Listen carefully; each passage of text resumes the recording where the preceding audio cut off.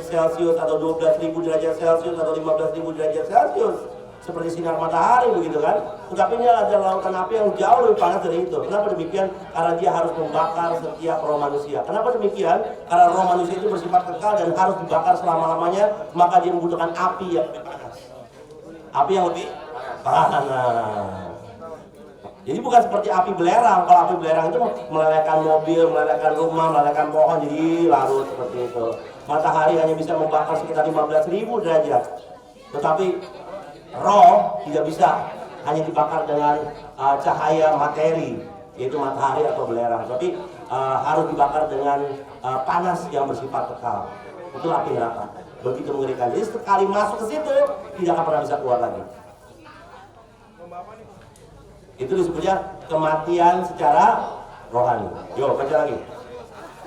Dan jika kakimu menyesatkan engkau, penggalah, karena lebih baik engkau masuk ke dalam hidup dengan timpang daripada dengan untuk kedua kakimu ditampakkan ke dalam neraka. Iya.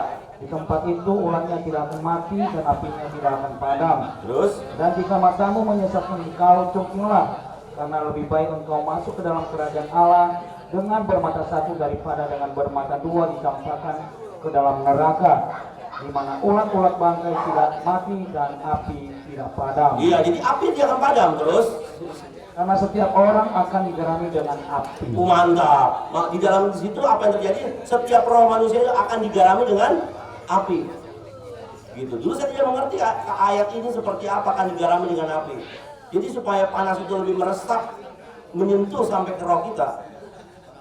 Bagaimana caranya? Yaitu di dalam neraka itu kita akan digarami dengan api. Bukankah kalau kita masak ikan, masak babi, masak apa, bagaimana caranya supaya panas itu bisa meresap? Harus digarami. Ibu-ibu, digarami ibu-ibu. Yang masak. Jadi betul-betul harus digarami supaya lebih maknyus. Jadi meresap panasnya. Maka di dalam neraka itu udah 24 jam terus selama-lamanya dibakar, dan kita akan semakin meresap panas itu harus digarami dengan api. Bayangkan. Disitulah sebenarnya kita harus merdeka. Apakah Bapak Ibu sudah mengalami kemerdekaan itu? Apakah Bapak Ibu sudah mengalami memperoleh kemerdekaan itu? Itu bagian yang pertama. Maka kemerdekaan itu bagian pertama adalah memperoleh kemerdekaan apa? Terlepas dari tekanan luar. Kemerdekaan itu artinya terlepas dari tekanan luar. Apa tekanan luar bagi dunia rohani? Yaitu kamu harus terlepas dari dosa yang membawa kamu ke dalam neraka. Gitu. Jadi merdeka itu artinya apa? Terlepas dari tekanan luar. Kamu harus terlepas dosa-dosamu yang membawa kamu ke neraka. Terus apalagi merdeka itu? Merdeka itu juga merujuk kepada apa? Kemerdekaan kamu dari penyakit, dari kelemahan. Dari penyakit, dari kelemahan, dari kutuk, gitu. Itu yang artinya kemerdekaan. Jadi merdeka itu harus terlepas dari tekanan luar, seperti itu. Ya, coba kita baca lagi. Asal nanti di Efesus. Kita balik ke Efesus. Efesus. Ayat 2. Betul sekali, ayat 2. Kamu hidup di dalamnya karena kamu mengikuti jalan dunia ini. Ya, kamu hidup di dalamnya karena kamu mengikuti jalan dunia ini. Ya, terus? Karena kamu mentaati penguasa kerajaan angkasa, yaitu iblis. Karena kamu berada di bawah kuasa iblis. Maka sejak Adam itu jatuh ke dalam dosa, manusia itu di bawah kuasa siapa? Iblis. Dan dunia itu berada di bawah otoritas siapa? Iblis. Semua berada di bawah kuasa dia, gitu. Dan kamu mengikuti jalan itu. Kenapa demikian? Karena kamu orang berdosa, dan kamu akan dibuang ke situ bersama dengan iblis dan sepertiga malaikat itu. Terus baca lagi. Yaitu roh yang sekarang sedang bekerja di antara orang-orang durhaka. Iya, betul sekali. Dan roh itu sekarang sedang bekerja supaya apa? Bekerja di antara orang-orang durhaka. Apa itu orang-orang durhaka? Orang-orang tidak taat. Tidak taat itu artinya tidak percaya. Iya, betul. Dia sedang bekerja. Di situ dia bekerja. Terus?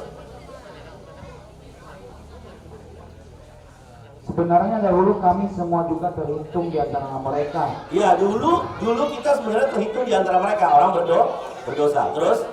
Ketika kami hidup di dalam hawa nafsu daging dan menuruti kehendak daging dan pikiran kami yang jahat, pada dasarnya kami adalah orang-orang yang harus dimurkai sama seperti mereka yang lain. Iya, sebenarnya kami adalah orang-orang yang harus dimurkai sama seperti mereka yang lain. Harus dibuang ke dalam neraka.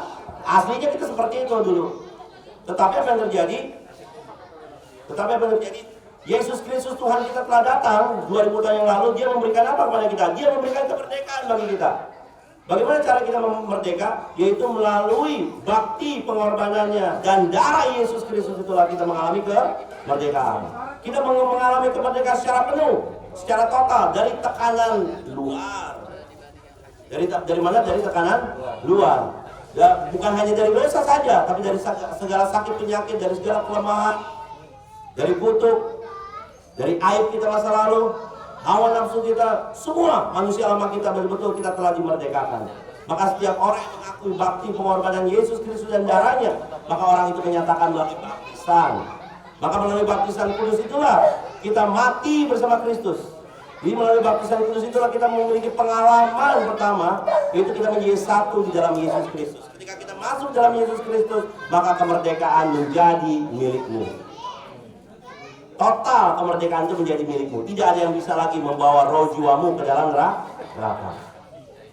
Paham sini? Tetapi setelah kita mengalami kemerdekaan, kita pun harus mengalami kebebasan. Bagaimana cara kamu mengalami kebebasan? Jadi merdeka itu dengan baptisan, tapi bebas dengan apa? Dengan cara kamu menerima Roh Kudus. Kalau kita di dunia, bagaimana cara kita bebas? Bebas dengan cara kamu mentaati undang-undang dasar. Itu peraturan, maka kamu akan bebas, maka kamu akan berjalan lurus.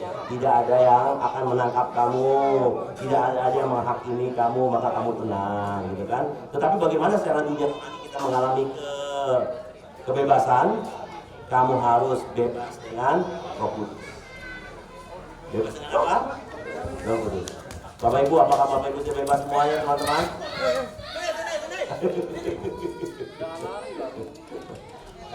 Ya, ini Bapak Ibu harus bebas dengan Roh Kudus. Coba kita baca ayatnya.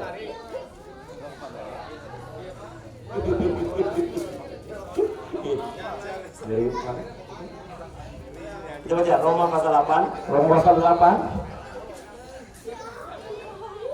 Roma pasal 8 ayat yang pertama dan ayat yang kedua.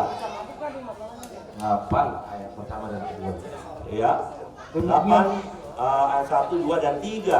Nah, demikianlah sekarang tidak ada penghukuman bagi mereka yang ada di dalam Kristus Yesus.